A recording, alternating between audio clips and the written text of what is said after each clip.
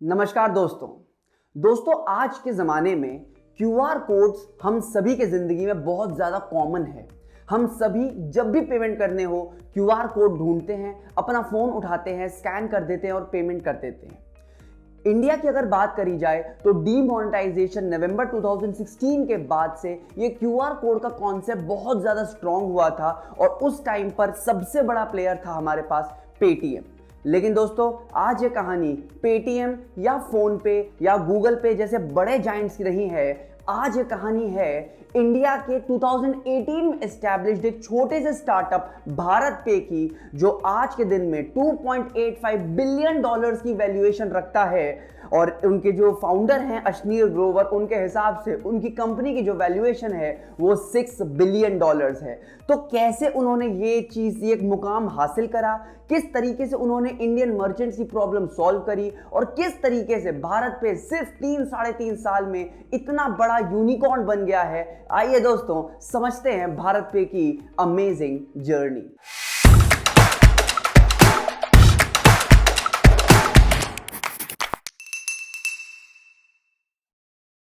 दोस्तों ये video sponsor करी है कॉमर्स वाले ने।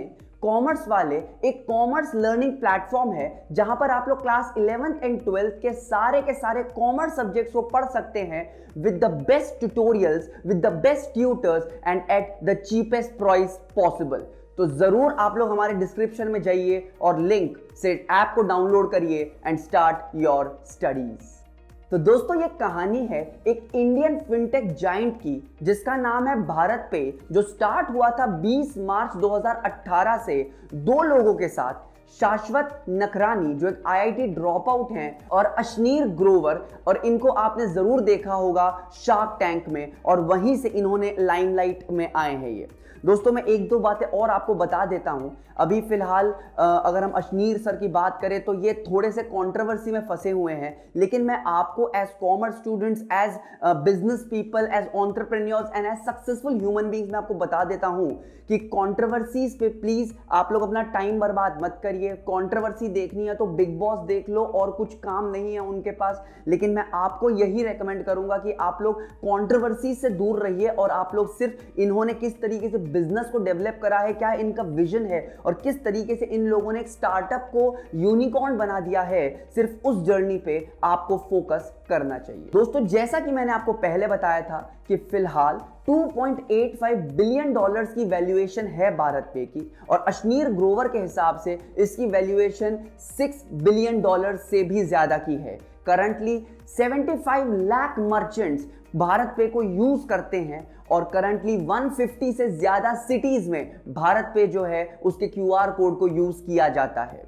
काफी स्टार्टअप्स के जैसे फिलहाल भारत पे जो है वो एक लॉस मेकिंग ऑर्गेनाइजेशन ही है, लेकिन इसका पोटेंशियल काफी ज्यादा है और मेरे हिसाब से ये अगले 2 साल में शायद इंडिया की सबसे बड़ी फिनटेक कंपनी बन सकती है और बहुत ही प्रॉफिट मेकिंग ऑर्गेनाइजेशन बन सकती है। ये कहानी स्टार्ट होती है दोस्तों शाश्वत नखरानी से, जो एक आईआईटी ड्रॉप आउट हैं और उन्होंने यूपीआई सिस्टम में 3 मेजर प्रॉब्लम्स को देखा था। सबसे पहला प्रॉब्लम है हर एक मर्चेंट के पास अलग अलग क्यूआर कोड्स होते थे 2018 से पहले। हो सकता है आपके पास फोन पे का क्यूआर कोड है, लेकिन जो दुकानदार है उसके पास पेटीएम का क्यूआर कोड है, या फिर आपके पास गूगल पे का क्यूआर कोड है, लेकिन जो आपका मर्चेंट है, जो दुकानदार है, उसके पास पेटीएम का क्यूआर कोड है। तो इस चक्कर में जो भी डिजिटल इंडिया का जो सपना था वो अधूरा रह रहा था। तो सबसे पहली प्रॉब्लम जो शाश्वत ने देखी वो यही देखी कि अलग अलग क्यूआर कोड्स चाहिए होते हैं अलग अलग जगह पर पेमेंट्स करने के लिए। ये बहुत ही एक मेजर और एक बहुत बड़ी प्रॉब्लम थी। सेकेंड प्रॉब्लम जो है वो कस्टमर्स को नहीं थी, वो मर्चेंट्स को थी। कस्टमर्स के लिए तो पेमेंट करना एब्सोल्युटली फ्री था, लेकिन जो मर्चेंट्स थे उन मर्चेंट्स को कम से कम 1.5 से लेकर 3% तक की कमीशन, प्रोसेसिंग कमीशन वगैरह सब कुछ पे करना पड़ता था हर एक ट्रांजैक्शन में। इसको मैं आपको एक एग्जांपल के थ्रू बताता हूं। फॉर एग्जांपल आपने 1000 रुपए का कोई सामान खरीदा, तो ऑब्वियस सी बात है उसमें एक जो दुकानदार है वो 20% पैसे कमाता है, तो उसने 200 रुपए कमाए। लेकिन यूपीआई कमीशन की बात करी जाए तो वो बिल अमाउंट का 2% अगर हम एवरेज लेते हैं तो तकरीबन 20 रुपए कमीशन के तौर पर पे करने पड़ते थे, जो आप देख सकते हैं तकरीबन प्रॉफिट का 10% था। इसका मतलब दोस्तों जो भी कमाता था हमारा मर्चेंट, उसका 10% जो है वो उसको क्यूआर कोड वाली कंपनीज को, पेटीएम, फोन पे, इन सब कंपनीज को देना पड़ता था, जो कि एक बहुत ही लॉस मेकिंग ट्रांजैक्शन जैसा हो जाता था, क्योंकि भाई अगर पैसे मिलते तो सारे पैसे जेब में जाते, लेकिन अभी फिलहाल उनको 10% पैसा, अपने प्रॉफिट का तकरीबन 10% पैसा उन्हें बड़े बड़े फिनटेक कंपनीज को देना पड़ रहा था, बिजनेस अकाउंट्स की अगर हम लोग बात करें तो। और तीसरी जो प्रॉब्लम थी वो थी यूपीआई के बारे में लोगों को ज्यादा नॉलेज नहीं थी, तो इसलिए लोगों को लगता था कि यार कहीं मैं स्कैन करूं और मेरे पैसे वगैरह अटक जाए तो मुझे बहुत प्रॉब्लम होगी। तो तीसरी प्रॉब्लम थी अनअवेयरनेस की। अब किस तरीके से शाश्वत ने और अशनीर ग्रोवर ने मिलकर इन प्रॉब्लम्स को सॉल्व करा, आइए जरा समझते हैं। सबसे पहला पॉइंट है इंटरऑपरेबिलिटी ऑफ क्यूआर कोड्स। पहले जो अर्लियर मॉडल है उस पे बहुत सारे आपको दुकानों में क्यूआर कोड्स लगाने पड़ते थे, लेकिन अब सिर्फ एक क्यूआर कोड से आप किसी भी मीडियम से पेमेंट कर सकते हैं। आप पेटीएम से भी पेमेंट कर सकते हैं, आप फोन पे से भी पेमेंट कर सकते हैं, आप गूगल पे से भी पेमेंट कर सकते हैं। तो अब जो दुकानदार है उसको बहुत सारे क्यूआर कोड्स नहीं लगाने थे, उसको सिर्फ एक क्यूआर कोड लगाना था भारत पे का, और किसी भी बैंक से किसी भी बैंक में पैसा आराम से ट्रांसफर किया जा सकता था। सेकेंड प्रॉब्लम थी कमीशंस की। पहले 1.5% से लेकर 3% तक का कमीशन चार्ज किया जाता था पेमेंट गेटवेज के थ्रू, लेकिन इस चीज को भी इरेडिकेट कर दिया था भारत पे ने, क्योंकि वो 0% ट्रांजैक्शन चार्जेस लिवाया करता था। मतलब आप किसी भी बैंक से किसी भी बैंक में पैसा ट्रांसफर कर सकते हैं, और ना ही कस्टमर को कुछ एडिशनल कॉस्ट बियर करने की जरूरत थी, ना ही मर्चेंट्स को कोई एडिशनल कॉस्ट बियर करना पड़ रहा था। और थर्ड पॉइंट है हमारे पास सेटलमेंट पीरियड का। अर्लियर ये जो सेटलमेंट पीरियड हुआ करता था वो कम से कम 2 या 3 दिन लगते थे। जैसे फॉर एग्जांपल अगर हमने 10 तारीख को पेमेंट करी है तो आपके अकाउंट में पैसा 13 तारीख तक आता था, लेकिन अब ये सेटलमेंट पीरियड का भी कॉन्सेप्ट बिल्कुल खत्म कर दिया गया है। आप पेमेंट करते हो और उसी दिन शाम तक आपके अकाउंट में पैसे आ जाते हैं, अगर आप भारत पे को यूज करते हैं तो। दोस्तों मैं यहां पर एकदम क्लियर कर देता हूं कि ये मैं 2018 की बात कर रहा हूं जरा। आजकल तो बहुत सारे फिनटेक कंपनीज ने भारत पे वाला कॉन्सेप्ट यूज कर रहे हैं, कमीशन वगैरह बहुत लो चार्ज कर रहे हैं, और उसके बाद सेटलमेंट पीरियड भी उन्होंने 0 डेज का कर दिया है। लेकिन ये जो कॉन्सेप्ट लाए थे ये भारत पे ही, इंडिया में इस कॉन्सेप्ट को लेकर आए थे। अब आपको यह लग रहा होगा कि यार भारत पे जो है वो ना कमीशन चार्ज कर रहा है, उसी दिन पैसे को बैंक अकाउंट में ट्रांसफर कर देता है, एक ही क्यूआर कोड है, तो यार भारत पे कमाती कैसे है। और यहां पर दोस्तों अशनीर ग्रोवर की जो एक्सपर्टीज थी वो काम आई भारत पे कंपनी के लिए। आइए जरा समझते हैं किस तरीके से अशनीर ग्रोवर ने भारत पे का नक्शा ही बदल दिया। अशनीर ग्रोवर जो है वो अमेरिकन एक्सप्रेस में काम करते थे।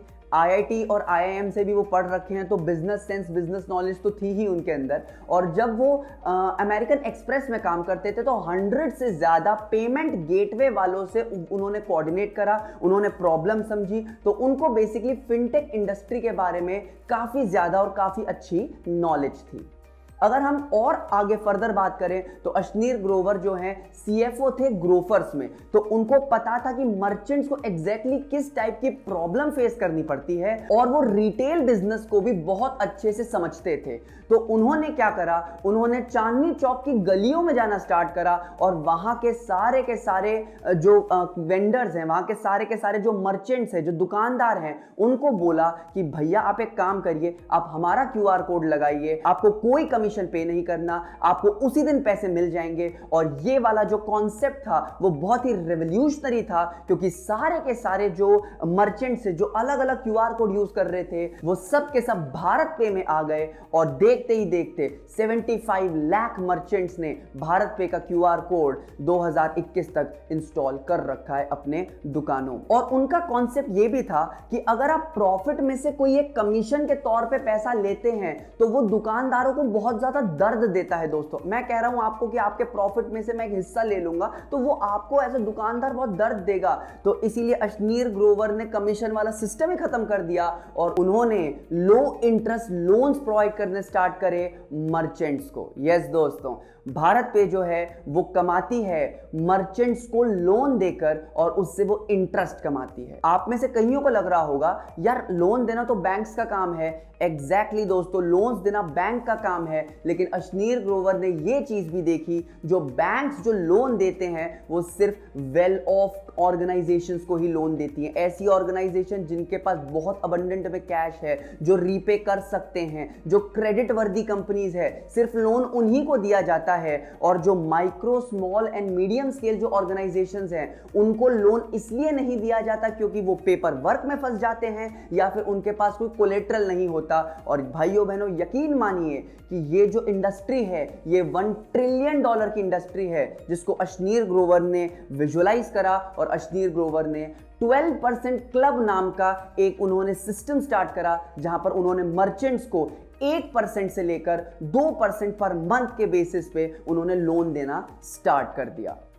भारत पे ने इनिशियल फेज पे बहुत सारे non banking financial institution NBFCs के साथ टाई अप करा और उन्होंने NBFCs को बोला कि भैया हम लोग जो हैं इन मर्चेंट्स को लोन देना स्टार्ट कर देते हैं एट लो रेट। और भारत पे के पास एक बहुत ही आइकॉनिक आर्टिफिशियल इंटेलिजेंस है जिसके एल्गोरिदम से वो डिपिक्ट करती है कि एग्जैक्टली हर एक जो मर्चेंट है उसकी मंथली सेल्स कितनी है, उसकी मंथली कलेक्शंस कितनी है, उसकी मंथली पेमेंट कितनी है, उसकी मंथली सेविंग्स कितनी है, उसकी एवरेज इनकम क्या है। और उसके बेसिस पे भारत पे जो है वो इन मर्चेंट्स की क्रेडिट वर्दीनेस चेक करती है। जैसे बैंक्स जो है ITRs और बैलेंस शीट्स के बेसिस पे क्रेडिट वर्दीनेस चेक करती है, भारत पे का कॉन्सेप्ट यही है कि भैया एक इंसान कितना बिजनेस कर रहा है उसके बेसिस पे क्रेडिट वर्दीनेस को जज किया जा सकता है। तो भारत पे जो भी ट्रांजैक्शंस होती हैं उसके बेसिस पे, उस एल्गोरिदम के बेसिस पे और आर्टिफिशियल इंटेलिजेंस के बेसिस पे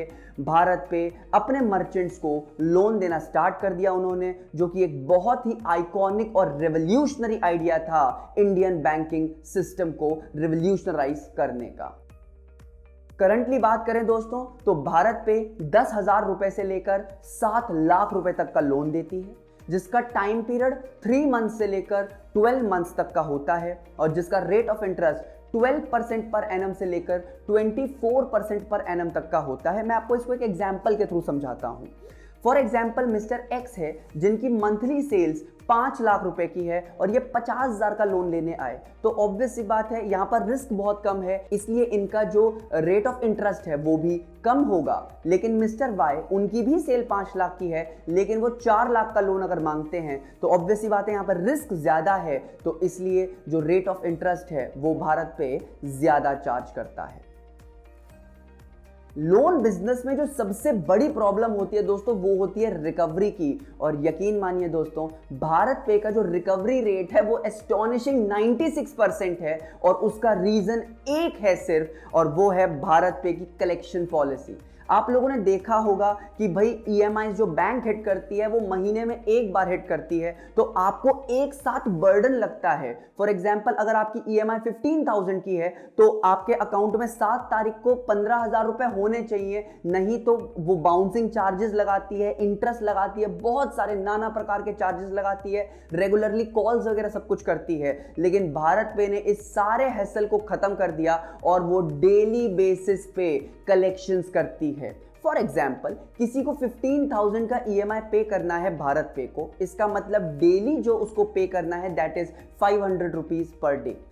उस दुकानदार की जो भी कलेक्शन होती है, फॉर एग्जाम्पल डे 1 में उसकी कलेक्शन रही 7,000 रुपए की, तो भारत पे शाम को जब उसको पैसे ट्रांसफर करेगा तो 7,000 में से 500 रुपए डिडक्ट करके 6,500 रुपए सेंड करेगा।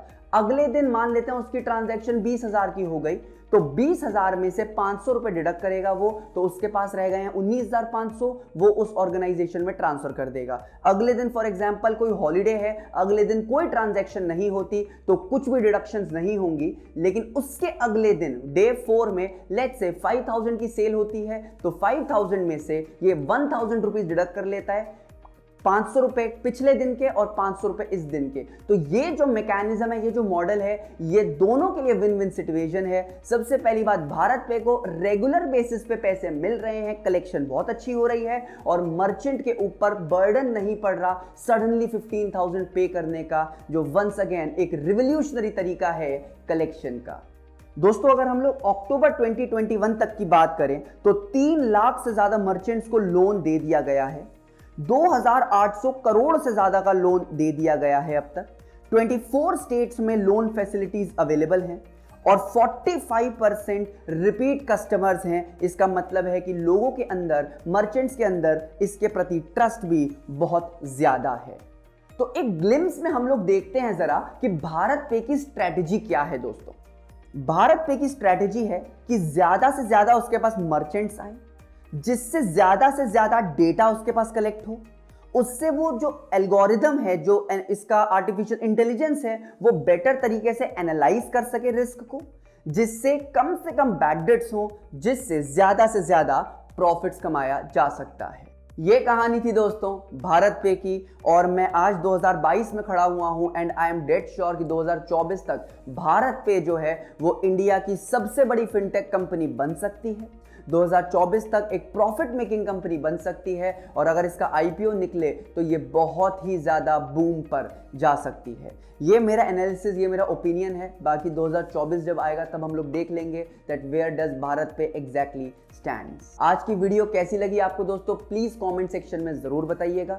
किसी और भी कंपनी की, किसी और बिजनेस की अगर आपको केस स्टडी समझनी है तो उसके बारे में भी आप कमेंट में बता सकते हैं। हम लोग उसके बारे में भी स्टडी करेंगे और आप तक जरूर इंफॉर्मेशन प्रोवाइड करेंगे। अगर आपको ये वीडियो अच्छी लगी दोस्तों तो प्लीज लाइक कर दीजिएगा, ताकि यूट्यूब बाबा को पता चल जाए कि यार लोग पसंद कर रहे हैं, और फिर एल्गोरिदम में थोड़ा सा यार अच्छा मजा आ जाता है। इस चैनल को सब्सक्राइब जरूर करिएगा और बेल आइकॉन को जरूर दबाइएगा ताकि आपको लेटेस्ट अपडेट्स मिलते रहें। तो till then, thanks a lot दोस्तों, जय हिंद।